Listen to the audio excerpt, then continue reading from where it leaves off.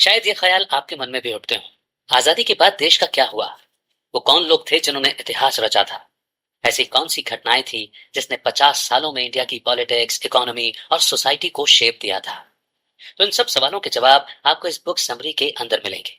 India की geography, culture और heritage सब काफी रिच हैं। हम एक डेवलपिंग कंट्री है, मगर हम अभी भी सरवाइव कर रहे हैं। ये बुक समरी पढ़कर आपको अपने इंडियन होने पर गर्व होगा। रामचंद्र गुहा एक रिस्पेक्टेड हिस्टोरियन, इकोनॉमिस्ट और कॉलमनिस्ट हैं। इंडिया की पॉलिटिकल, इकोनॉमिक, सोशल, एनवायरमेंटल और क्रिकेट हिस्ट्री लिखने में वो एक एक्सपर्ट रहे हैं। वो हिंदुस्तान टाइम्स, द टेलीग्राफ और अमर उजाला जैसे न्यूज़पेपर्स में रेगुलर कंट्रीब्यूटर रहे हैं। गुहा को 2009 में पद्म भूषण मिला है, जो कि इंडिया का तीसरा सबसे बड़ा सिविल अवार्ड है। तो आइए शुरू करते हैं रामचंद्र गुहा की बुक इंडिया आफ्टर गांधी से। Freedom of parasite. इंडिया का ऑफिशियल इंडिपेंडेंस डे है 15 अगस्त 1947। ब्रिटिश ने इस डेट को इसलिए चूज किया था क्योंकि इस दिन सेकेंड वर्ल्ड वॉर में जापान ने सरेंडर किया था। क्योंकि लॉर्ड माउंटबेटन, जो कि इंडिया के लास्ट वॉइसराय थे, अब और वेट नहीं करना चाहते थे। कुछ एस्ट्रोलॉजर्स मानते हैं कि 15 अगस्त अनलकी डेट है। इसीलिए नई दिल्ली में 14 अगस्त को सुबह 11 बजे से ही फॉर्मल इवेंट्स शुरू हो गए थे और इसे लेजिस्लेटिव काउंसिल ऑफ राज में कॉन्स्टिट्यूशनल असेंबली ने लीड किया था। एजेंडे की फर्स्ट चीज थी पैट्रियोटिक सॉन्ग वंदे मातरम गाना। फिर उन लोगों के लिए 2 मिनट का साइलेंस जिन्होंने इंडिया की फ्रीडम के लिए जान की कुर्बानी दी थी। उसके बाद महिलाओं ने नेशनल फ्लैग प्रेजेंट किया। उस रात 3 खासम खास लोगों ने स्पीच दी थी। इनमें से पहले थे इंडियन मुस्लिम्स के रिप्रेजेंटेटिव, सेकंड फिलोसफी और पॉलिटिकल एनालिस्ट के डॉक्टर, और थर्ड कोई और नहीं बल्कि खुद नेशन के first prime minister Jawaharlal Nehru थे। उस दिन के बाद से उनकी इंस्पायरिंग स्पीच को कई बार कोट किया गया था। एक बार एक अमेरिकन जर्नलिस्ट ने रिपोर्ट दी थी कि काउंसिल हाउस के बाहर क्राउड ने सेलिब्रेट किया था। इसमें हिंदू, सिख, मुस्लिम, हर रिलीजन के लोग थे और सभी के सभी नेहरू जी को देखना चाहते थे। कॉन्स्टिट्यूशनल असेंबली में 14 मेंबर्स थे, जिनमें से एक प्राइम मिनिस्टर भी थे। इसमें इंडियन नेशनल कांग्रेस के 6 रिप्रेजेंटेटिव्स और एक बिजनेसमैन, एक औरत, 2 अछूत, एक सिख और 2 एथीस्ट, यानी कि वो लोग जो भगवान को नहीं मानते, वे भी शामिल थे। ये वे लोग थे जिन्हें आजाद इंडिया के लिए एक नया कॉन्स्टिट्यूशन तैयार करना था। 15 अगस्त की सुबह कॉन्स्टिट्यूट असेंबली ने ओथ लेकर गवर्नमेंट हाउस में अपना ऑफिस संभाला। इवनिंग में फ्लैग सेरेमनी हुई और पटाखे भी छोड़े गए। दिल्ली में लोग जब फ्लैग होस्ट कर रहे थे और खुशियां मना रहे थे, हमारे father of nation Gandhi ji उस समय कलकत्ता में थे। वो किसी भी सेलिब्रेशन में शामिल नहीं हुए। दरअसल देश में हुए हिंदू मुस्लिम दंगों की वजह से जान और माल का जो नुकसान हुआ था, उससे गांधी जी बेहद दुखी थे। बीबीसी ने गांधी जी से इंडिया की आजादी के लिए कोई मैसेज देने की रिक्वेस्ट की तो गांधी जी ने उन्हें नेहरू के पास जाने को बोला। बीबीसी वालों ने गांधी जी से बोला, आपकी स्पीच ट्रांसलेट करके पूरे वर्ल्ड में ब्रॉडकास्ट की जाएगी। लेकिन गांधी जी फिर भी नहीं माने।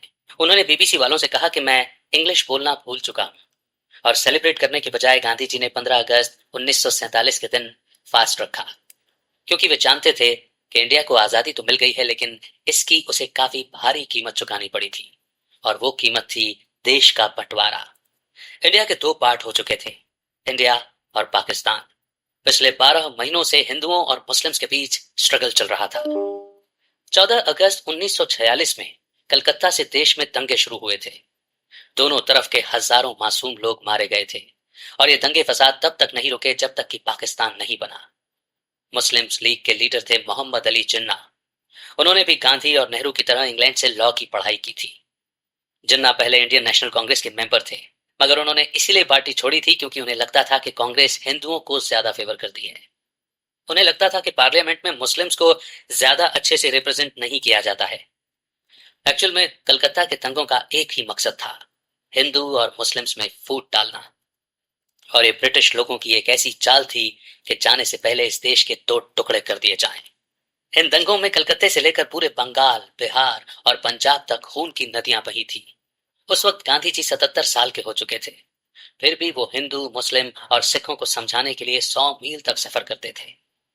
उन्होंने 7 हफ्तों तक गांव गांव जाकर लोगों को समझाया।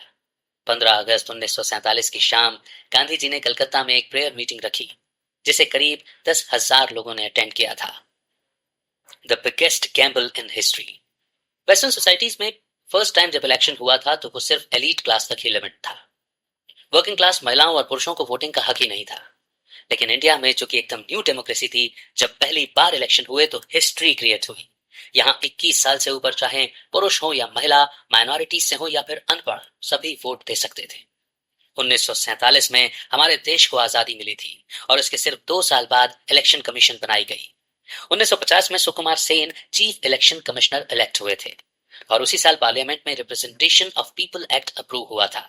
सुकुमार सेन के कंधों पर काफी बड़ी जिम्मेदारी थी।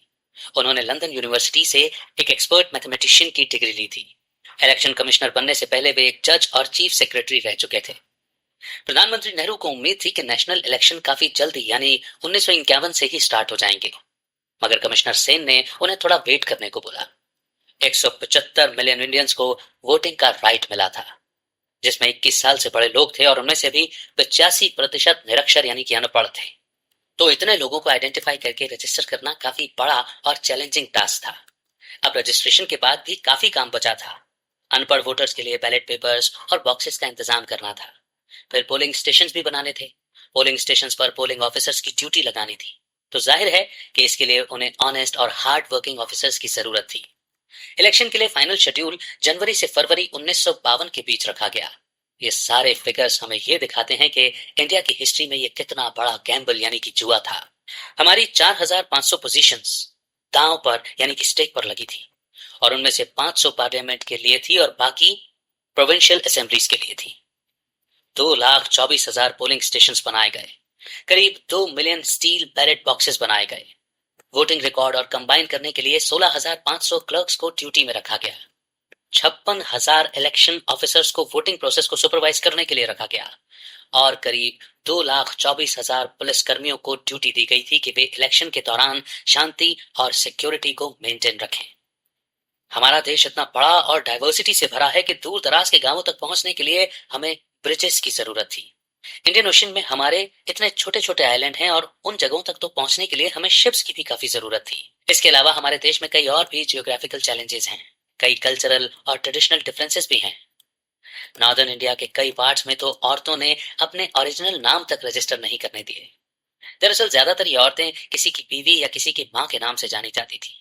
सुकुमार सेन काफी चिढ़ गए थे। उन्होंने इलेक्शन ऑफिशियल्स को ऑर्डर दिया कि दोबारा जाकर उन औरतों के वास्तविक नाम का पता किया जाए। बावजूद इसके 2.8 मिलियन औरतों ने अपने असली नाम नहीं बताए और बाद में उन्हें लिस्ट से आउट कर दिया गया। अनपढ़ लोगों की प्रॉब्लम सॉल्व करने के लिए पॉलिटिकल पार्टीज के पिक्टोरियल सिंबल्स बनाए गए ताकि अनपढ़ लोग इन सिंबल्स को पहचान कर अपनी चॉइस की पार्टी को वोट दे सकें, जैसे कि बैलों की जोड़ी, झोपड़ी, हाथी या मिट्टी का लैंप वगैरह वगैरह। एक और सॉल्यूशन था मल्टीपल बैलेट बॉक्सेस यूज करना। हर बॉक्स में एक पॉलिटिकल पार्टी का सिंबल बना होता था। जिन लोगों को पढ़ना नहीं आता था वो अपने बैलेट पेपर उन बॉक्स में डाल देते थे जिस पार्टी को उन्हें वोट देना है। फ्रॉड वोटर्स की भी प्रॉब्लम थी, तो इसे सॉल्व करने के लिए साइंटिस्ट ने एक ऐसी इंक बनाई जो वोटर की फिंगर में 1 हफ्ते तक रहती थी। लोगों को वोटिंग के लिए प्रोत्साहित भी करना था।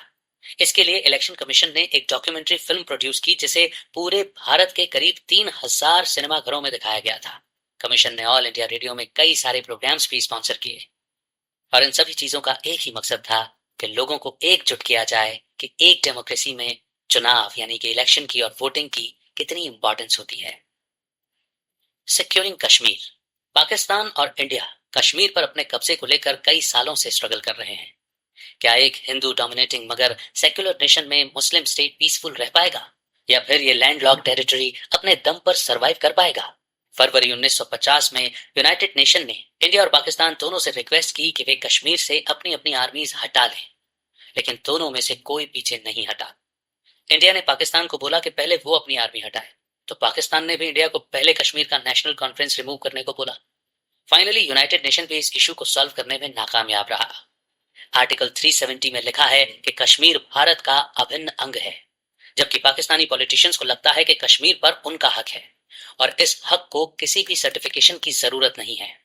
मगर एक ब्रिटिश जर्नलिस्ट था जिसने कश्मीर के इशू पर बगैर कोई फेवर लिए एक रिपोर्ट दी। लियोनेल फियल्डन ऑल इंडिया रेडियो के लीडर रहे थे। पाकिस्तान और इंडिया में उनके कई सारे फ्रेंड्स थे जो प्रेस से जुड़े हुए थे। 1950 में लियोनेल इंडिया और पाकिस्तान दोनों कंट्रीज गए और अपने दोस्तों से इस बारे में बात की। लियोनेल ने कहा कि दोनों कंट्रीज एक दूसरे पर इल्जाम लगाती हैं और एक दूसरे को गलत बताती हैं। इंडियन प्रेस काफी मीठी मीठी बातें करता है, मगर रियल में ये लोग बड़े जिद्दी हैं जो खुद को हमेशा सही बताते हैं। और दूसरी तरफ पाकिस्तानी प्रेस है जो कि काफी एरोगेंट और अग्रेसिव है। फेल्डन ने अपनी बात ही कहते हुए खत्म की कि अगर ये मामला सॉल्व न हुआ तो आगे चलकर इसका खामियाजा दोनों देशों के आम लोगों को भुगतना पड़ेगा, क्योंकि कश्मीर के मसले पर दोनों देश अपनी मिलिट्री पर काफी पैसा खर्च कर रहे हैं, जबकि इस बजट को दोनों देश अपनी गरीबी को दूर करने में यूज कर सकते हैं। इस बीच शेख मोहम्मद अब्दुल्ला कश्मीरी नेशनल कांग्रेस के लीडर ने जम्मू और कश्मीर के लोगों की तरफ से अपनी बात रखने का ऑफर दिया। शेख ने कहा कि कश्मीर को इंडिपेंडेंट स्टेट बनाना प्रैक्टिकल नहीं होगा और ना ही ये पाकिस्तान में मिल सकता है। इसीलिए कश्मीर के लिए बेस्ट ऑप्शन यही है कि वो इंडिया में मिल जाए, लेकिन उसके लिए शर्त ये होगी कि कश्मीर का अपना प्राइम मिनिस्टर होगा और इसका फ्लैग भी इंडिया से अलग होगा। हालांकि प्रजा परिषद यानी जम्मू की पीपुल्स पार्टी इसके सख्त खिलाफ थे। जम्मू के लीडर्स चाहते थे कि कश्मीर पूरी तरह इंडिया का पार्ट बने। उन्होंने एक स्लोगन निकाला, one constitution, one head of state, one flag. आगे बात करते हैं वॉर एंड सक्सेशन की। 27 मई 1964 में नेहरू जी की डेथ हुई। उसी दिन होम मिनिस्टर गुलजारी लाल नंदा को प्राइम मिनिस्टर बना दिया गया, लेकिन ये पोजीशन टेम्पररी थी। इसीलिए किसी ऐसे की तलाश शुरू हुई जो इस पोस्ट पर 5 साल तक रहे। सर्च कमेटी के लीडर थे कांग्रेस प्रेसिडेंट के कामराज, जिनकी मूछें सफेद थी और तगड़ी पर्सनैलिटी थी। कामराज बहुत कम बोलते थे। प्रेस वाले उनका मजाक उड़ाते थे क्योंकि हर सवाल का वो एक ही जवाब देते थे, परक्लम, यानी अंग्रेजी में वी शैल सी, मतलब हम इसे देखेंगे। कामराज की यही पर्सनैलिटी नेहरू का सक्सेसर ढूंढने के काम आई। इनमें से एक नाम मोरारजी देसाई भी था। देसाई, जो तब गुजरात के एडमिनिस्ट्रेटर थे, प्राइम मिनिस्टर बनने के लिए रेडी हो गए और 4 दिनों के अंदर कामराज ने पार्लियामेंट के 200 मेंबर्स और दर्जन भर चीफ मिनिस्टर से बात की। सबको यही लग रहा था कि देसाई को चूज करना कंट्रोवर्सी क्रिएट कर सकता है, क्योंकि उनका बैकग्राउंड एक एक्टिविस्ट का रहा था। पार्लियामेंट के ज्यादातर मेंबर्स लाल बहादुर शास्त्री को प्राइम मिनिस्टर बनाना चाहते थे। शास्त्री दिल्ली के एडमिनिस्ट्रेटर थे, नेहरू के आखिरी वक्त में उनके सबसे करीबी भी। ऊपर से कामराज भी शास्त्री का फेवर कर रहे थे, क्योंकि शास्त्री गवर्नमेंट चलाने के लिए हर लिहाज से काबिल थे। और फिर 31 मई को कांग्रेस वर्किंग कमेटी ने शास्त्री जी का नाम सजेस्ट किया। पार्लियामेंट पार्टी से अप्रूवल मिलने के बाद शास्त्री जी इंडिया के सेकंड प्राइम मिनिस्टर बन गए। प्राइम मिनिस्टर बनते ही उन्होंने तुरंत अपनी अथॉरिटी प्रूव कर दी और काम संभाल लिया। कुछ पार्लियामेंट मेंबर्स नेहरू जी की बेटी इंदिरा गांधी को भी एक ऑफिस देना चाहते थे, तो शास्त्री जी ने इस बात को अप्रूव कर दिया और Mrs Gandhi information and broadcasting minister बन गई। इंदिरा की रिक्वेस्ट थी कि 3 मूर्ति हाउस को उनके फादर के ऑनर में एक मेमोरियल श्राइन बनाया जाए। नेहरू जब प्राइम मिनिस्टर थे तो यहीं रहते थे। प्राइम मिनिस्टर शास्त्री को एस्टेट में जाने से ये एक रुकावट थी। कामराज का सोचना था कि शास्त्री कलेक्टिव लीडरशिप से रूल करेंगे, मगर वो गलत थे, क्योंकि शास्त्री जी ने प्राइम मिनिस्टर का सेक्रेटरीट बना लिया था। ये उनके कुछ ऑफिशियल्स का एक सिलेक्टेड ग्रुप था, जिन पर शास्त्री जी बहुत ट्रस्ट करते थे और कोई भी डिसीजन लेने से पहले उनकी एडवाइस लेते थे, क्योंकि शास्त्री जी नहीं चाहते थे कि कोई उनके काम में बेवजह इंटरफेयर करे। इसीलिए उन्होंने इंडिपेंडेंटली काम करने के लिए अपने रिलायबल काउंसलर्स रखे थे। वो अपने डिसीजन से कैबिनेट को इन्फ्लुएंस करने के फेवर में बिल्कुल नहीं थे। इसी दौरान इंग्लैंड में भी सक्सेशन का ड्रामा चल रहा था। कंजर्वेटिव पार्टी के कुछ मेंबर्स नहीं चाहते थे कि Harold Macmillan new prime minister बने। गार्जियन न्यूज़पेपर ने लिखा, इंडिया के न्यू प्राइम मिनिस्टर में यूके के न्यू प्राइम मिनिस्टर से ज्यादा डिग्निटी और कन्विक्शन है। नई दिल्ली में गार्जियन के कॉरेस्पॉन्डेंट्स ने पीएम शास्त्री को एक स्ट्रांग मैन बताया था, जो कि काफी सोच समझकर बोलता है और जब भी बोलता है सीधे पॉइंट की बात करता है। रिचेस 1950 के टाइम में इंडियन गवर्नमेंट का इकोनॉमी पर काफी सख्त कंट्रोल था। लोगों को एंटरप्रेन्योरशिप के लिए ज्यादा एनकरेज नहीं किया जाता था। एक्चुअल में उस वक्त तक इकोनॉमिक पॉलिसीज एंटरप्रेन्योर्स को उन क्रिमिनल की तरह ट्रीट करती थी जो अपनी अक्ल और स्किल्स से पैसे कमाना चाहते हैं। सारी हैवी इंडस्ट्रीज पर सरकार का कंट्रोल था, जिसका रिजल्ट ये हुआ कि फ्री एंटरप्राइज एकदम डेड थी। कंज्यूमर गुड्स की काफी कमी थी और वर्कर्स के पास लिमिटेड स्किल्स थी। गवर्नमेंट को इकोनॉमिक पॉलिसीज और बिजनेस माइंडसेट बनाने की काफी जरूरत थी ताकि प्राइवेट एंटरप्राइजेस भी ग्रो कर सके। 1960 से 1970 के बीच गवर्नमेंट ने एक मिक्स्ड इकोनॉमी की तरफ मूव करना शुरू कर दिया था, लेकिन इंडस्ट्रियलिस्ट चाहते थे कि गवर्नमेंट फ्री इकोनॉमी का डिफरेंस समझ सके, जैसा कि उन दिनों सिंगापुर, ताइवान और साउथ कोरिया में होता था। इन कंट्रीज की इकोनॉमिक पॉलिसीज फ्री एंटरप्राइजेस को सपोर्ट करती थी, जिसकी वजह से इन देशों में काफी अच्छी इकोनॉमिक सक्सेस देखी जा सकती थी। 1980 के टाइम में इंडिया के की इंडस्ट्रियल सेक्टर्स के लाइसेंस हटा दिए गए, जिसकी वजह से सिचुएशन काफी इंप्रूव हुई। इन प्रो बिजनेस पॉलिसीज की वजह से इंडियन इकोनॉमी ज्यादा प्रॉफिटेबल और प्रोडक्टिव हो गई थी। अब अगला कदम था प्रो मार्केट पॉलिसीज बनाना, जो इंडियन और फॉरेन फर्म्स को देश के अंदर बाहर स्मूथली अपना बिजनेस चलाने की फ्रीडम दे। इससे कंपटीशन तो बढ़ेगा ही, साथ ही कंज्यूमर के पास ज्यादा चॉइस होगी। लेकिन अभी भी इस सेक्टर में काफी काम करना बाकी था, जिससे इकोनॉमी को फुल लिबर्टी मिले। हालांकि राजीव गांधी के एडमिनिस्ट्रेशन में गवर्नमेंट का कर्जा $70 मिलियन तक पहुंच गया। इसमें से कुछ पैसा वर्ल्ड बैंक से उधार लिया गया था और कुछ प्राइवेट क्रेडिटर्स थे। साल 1991 में PV Narasimha Rao prime minister बने। वो एक ऐसे प्राइम मिनिस्टर थे जो इंदिरा और राजीव गांधी की लीडरशिप के नीचे चुपचाप काम करते रहे थे, मगर जब उन्होंने पोजीशन ली तो उनका बोल्ड और स्ट्रांग कैरेक्टर निकल करके सामने आया। पीएम राव ने finance minister doctor Manmohan Singh को पूरी फ्रीडम दी थी कि उन्हें जैसा ठीक लगे उस हिसाब से necessary economic reforms actions implement करें, और डॉक्टर मनमोहन सिंह इंडिया के इकोनॉमी सेक्टर में काफी ग्रेट चेंजेस लेकर आए। उनकी वजह से रुपए की वैल्यू स्ट्रांग हुई और इंपोर्टेड गुड्स के लिए भी कोटा खत्म कर दिया गया था, टैरिफ घटा दिया गया था, एक्सपोर्टर्स और डायरेक्ट फॉरेन इन्वेस्टर्स को एनकरेज किया गया। इसके अलावा डोमेस्टिक मार्केट को भी पूरी फ्रीडम दी गई। फाइनली इंडस्ट्रियल लाइसेंस हटा लिया गया। इंडस्ट्रीज अब बिना गवर्नमेंट इंटरवेंशन के ऑपरेट कर सकती थी। सिर्फ आर्मरी यानी हथियार, हजार्डियस केमिकल्स, अल्कोहल और सिगरेट मैन्युफैक्चरिंग को छोड़कर ये पॉलिसी बाकी सब पर अप्लाई होती थी। इंडस्ट्रियल सेक्टर के अलावा सर्विस सेक्टर को भी लिबरल कर दिया गया था। एयर ट्रेवल, टेलीकम्युनिकेशंस, बैंकिंग और इंश्योरेंस ये सारे पहले स्टेट के कंट्रोल में थे, पर 1990 से इंडियन एंटरप्रेन्योर्स को एनकरेज किया गया कि वे इन सेक्टर्स में भी इन्वेस्टमेंट करें। इससे इंडिया की जीडीपी और पर कैपिटा इनकम में काफी बड़ा इंक्रीमेंट देखा गया। साल 1970 में जो जीडीपी रेट 3.5% था, वो 1980 में बढ़कर 5.2% बढ़ गया था और 1990 में करीब 6% की बढ़ोतरी हुई थी। सर्विस सेक्टर में सबसे ज्यादा प्रोग्रेस देखने को मिली।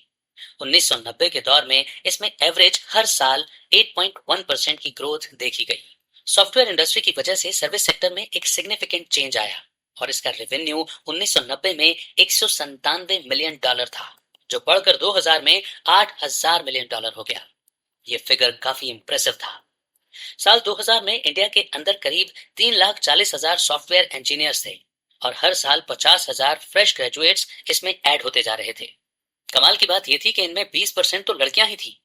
सॉफ्टवेयर इंडस्ट्री की ये फास्ट पेस ग्रोथ 2004 में रिफ्लेक्ट हुई और आज देश में 6 लाख सॉफ्टवेयर इंजीनियर्स $13 बिलियन की सर्विसेज प्रोवाइड कर रहे हैं।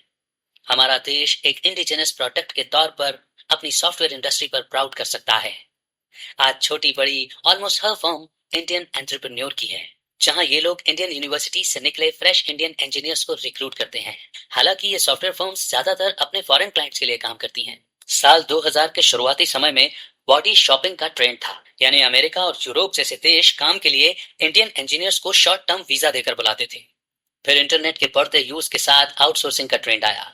इन्फोसिस, टीसीएस और विप्रो जैसी कुछ इंडियन सॉफ्टवेयर कंपनीज हैं जिन पर देश प्राउड कर सकता है। ये सब की सब न्यूयॉर्क स्टॉक एक्सचेंज में लिस्टेड हैं और इनके प्रोडक्ट्स इंटरनेशनल लेवल पर यूज किए जाते हैं और दुनिया भर में इनकी सब्सिडरीज कंपनी भी हैं। ज्यादातर सॉफ्टवेयर इंडस्ट्री हैदराबाद, चेन्नई, दिल्ली जैसे सिटीज में है और सबसे ज्यादा बंगलौर में है, जो इंडिया की सिलिकॉन वैली है। इन्फोसिस और विप्रो के हेडक्वार्टर्स भी यहीं पर हैं। इसके अलावा हमारी कंट्री में कॉल सेंटर इंडस्ट्री भी काफी बूम कर रही है और इंडियंस के पास ये भी एडवांटेज है कि हम लोग बढ़िया इंग्लिश बोल सकते हैं और बाकियों से 1/10 कॉस्ट पर काम करने को तैयार हैं। साल 2002 में इंडिया के अंदर 300 से ऊपर कॉल सेंटर्स थे, जिनमें 1,10,000 के करीब एम्प्लॉइज काम करते थे। कॉल सेंटर इंडस्ट्री हर साल 70% ग्रो कर रही है। 2008 में इंडिया में ऑलरेडी 2 मिलियन सेंटर एजेंट्स थे, जो एनुअल $25 बिलियन जनरेट करके इंडिया की जीडीपी में 3% की बढ़त कर रहे हैं। हमने इंडस्ट्रियल और सर्विस सेक्टर की बात की, अब फॉरेन इन्वेस्टमेंट की बात करते हैं। 1991 से 2000 के बीच गवर्नमेंट ने कई सारी कंपनीज के 10,000 के करीब प्रपोजल अप्रूव किए थे। इसमें food processing, paper products, chemical, telecommunication जैसे बिजनेस ऑफर किए गए थे। इनमें से कुछ बड़े इन्वेस्टर्स हैं, Honda, Ford, Samsung, Nokia, Pepsi और कोका कोला, जिनके एडवर्टीजमेंट बड़ी बड़ी सिटीज के अंदर देखे जा सकते हैं। इसके अलावा माइक्रोसॉफ्ट, जनरल इलेक्ट्रिक और फिलिप्स ने भी अपने ऑफिस इंडिया में खोले हैं। व्हाई इंडिया सर्वाइव्स, यानी भारत क्यों सर्वाइव कर लेता है। इंडिया में कई मेजर एक्सट्रीमिस्ट और सेशनिस्ट मूवमेंट हुए हैं। नॉर्थ में कश्मीर और सिख सेपरेटिस्ट, नॉर्थ ईस्ट में मिजो और नागा सेपरेटिस्ट की वजह से देश में कई बार अशांति का माहौल पैदा हुआ है। सेंट्रल इंडिया में माओइस्ट रेवोल्यूशन और साउथ में कम्युनिस्ट लोगों ने देश में काफी उथल पुथल मचाई है, क्योंकि इनमें से हर एक ग्रुप इंडिया से अलग होकर खुद का अपना इंडिपेंडेंट स्टेट बनना चाहता है। लेकिन टोटल में ये इंडियन कॉन्स्टिट्यूशन का सिर्फ 20% है। इसलिए हम प्राउडली बोल सकते हैं कि 80% इंडिया आज भी एक है और हमेशा रहेगा। इंडिया का फोर्थ फिफ्थ पार्ट हमारी चुनी हुई सरकार की अथॉरिटी और पावर को एक्सेप्ट करता है और उसका सम्मान करता है। और इन एरियाज में देश के हर सिटीजन को फ्रीडम है जीने के लिए, एजुकेशन लेने के लिए, अपनी रोजी रोटी कमाने के लिए और बिजनेस वगैरह करने के लिए। क्योंकि हमारे देश में जो पॉलिटिकल स्टेबिलिटी है वो इकोनॉमिक स्टेबिलिटी की वजह से ही आई है। दोनों एक दूसरे से जुड़े हैं। एक होल नेशन के तौर पर हम जितना स्ट्रांगली फील करेंगे उतना ही हमारे देश में खुशहाली आएगी। इंडियन गवर्नमेंट ने देश की आजादी के अगले 10 सालों में ही इकोनॉमिक स्टेबिलिटी की फाउंडेशन डाल दी थी। जैसे उदाहरण के लिए भिलाई स्टील मिल में आंध्र प्रदेश, गुजरात और पंजाब के लोग एक साथ काम करते हैं और मिलकर रहते हैं। ये लोग एक दूसरे के कल्चर, लैंग्वेज और खान पान की रेस्पेक्ट करते हैं। और ये प्रूफ है इस बात का कि हम लोग अपने आप को एक सिंगल नेशन के रूप में देखते हैं और हमेशा देखते रहेंगे। और अभी रिसेंटली कुछ टाइम से हमारा प्राइवेट सेक्टर भी नेशनल इंटीग्रेशन में काफी इंपॉर्टेंट रोल अदा कर रहा है। तमिलनाडु में बेस्ड सीमेंट कंपनीज ने हरियाणा जैसे स्टेट्स में अपने प्लांट्स लगाए हैं। आसाम में पैदा हुए और पले बड़े डॉक्टर्स अब मुंबई जैसी सिटीज में क्लिनिक्स चला रहे हैं। हैदराबाद के कई आईटी इंजीनियर्स बिहार जैसी जगहों से आए हैं। सिर्फ प्रोफेशनल्स ही इकोनॉमिक माइग्रेंट्स नहीं बने, बल्कि छोटे जॉब्स करने वाले लोग जैसे राजस्थान के कारपेंटर हो या फिर उत्तर प्रदेश के नाई, ये लोग भी बंगलौर, मुंबई जैसी बड़ी सिटीज में जाकर रोजगार कर रहे हैं। एक बात और हमें ध्यान रखनी होगी, और वो ये कि हमें सिर्फ अर्बन एरिया का ही डेवलपमेंट नहीं करना है, बल्कि हमारे रूरल एरियाज को भी देश की इकोनॉमिक ग्रोथ का पार्ट बनना होगा। तभी देश सही मायनों में तरक्की कर पाएगा। पॉलिटिकल और इकोनॉमिक फैक्टर के अलावा कल्चरल फैक्टर भी उतना ही इंपॉर्टेंट है, जो कि देश को एक धागे में बांधता है। यहाँ सबसे ज्यादा इन्फ्लुएंस हमारे हिंदी सिनेमा यानी बॉलीवुड का है, क्योंकि हर इंडियन चाहे किसी भी कास्ट, क्लास, रिलीजन या लैंग्वेज से बिलोंग करता हो, चाहे महिला हो या पुरुष, बॉलीवुड सबके दिलों पर राज करता है। इंडिया के हर स्टेट का अपना कल्चर और ट्रेडिशन है। जैसे उदाहरण के लिए गुजरात, पंजाब, राजस्थान, बंगाल, केरला, ये सारे स्टेट एक दूसरे से हर चीज में अलग हैं। फिर भी हिंदी सिनेमा की यूनिक एबिलिटी है जो हर कल्चर की खूबियों को लेकर के चलती है और पूरे देश को एक सूत्र में पिरोती है। देश के हर हिस्से से डायरेक्टर्स, म्यूजिशियंस, एक्टर्स और टेक्नीशियंस हिंदी सिनेमा में काम करते हैं और इससे जुड़े हैं। हिंदी सिनेमा में वो खूबी है जो कि हर धर्म और संस्कृति की अच्छी अच्छी बातें अडॉप्ट करके ऐसी फिल्में बनाता है जो कि देखने वालों के दिलों पर छा जाती है। सड़कों पर, घरों और स्कूल्स में या ऑफिसेज में इन पॉपुलर मूवीज के गाने गाए, गुनगुनाए जाते हैं और बजाए जाते हैं। अब जैसे आप किसी भी ब्लॉकबस्टर हिंदी मूवी का कोई फेमस डायलॉग बोल करके देखिए, कोई भी झट से पहचान लेगा, क्योंकि हिंदी सिनेमा ने अपनी एक अलग लैंग्वेज बनाई है जिसे हर कोई समझता है। एक इंटरेस्टिंग फैक्ट आपको बताते हैं। जब नेशनल गवर्नमेंट हिंदी को ऑफिशियल लैंग्वेज डिक्लेयर कर रही थी तो साउथ और ईस्ट के लोगों को यह बात पसंद नहीं आई। लेकिन आज बॉलीवुड ने अपनी फिल्मों के जरिए हिंदी को देश के कोने कोने में पहुंचा दिया है। जब तक कॉन्स्टिट्यूशन है तब तक फेयर और रेगुलर इलेक्शन होते रहेंगे। जब तक सेकुलरिज्म रहेगा हमारा ये प्यारा देश भी बना रहेगा। जब तक हमारे पास फ्रीडम ऑफ स्पीच है, इंटीग्रेशन ऑफ इकोनॉमी है, सिविल सर्विस है और देश के बॉर्डर पर हमारी स्ट्रांग आर्मी मौजूद है, तब तक कोई हमारे देश का कुछ नहीं बिगाड़ सकता। और हम ये कभी भी ना भूलें कि जब तक बॉलीवुड के लिए हमारा प्यार जिंदा है ये देश एक रहेगा। तो दोस्तों, इसी के साथ ये ऑडियो बुक समरी यहीं पर खत्म होती है। इस बुक समरी में आप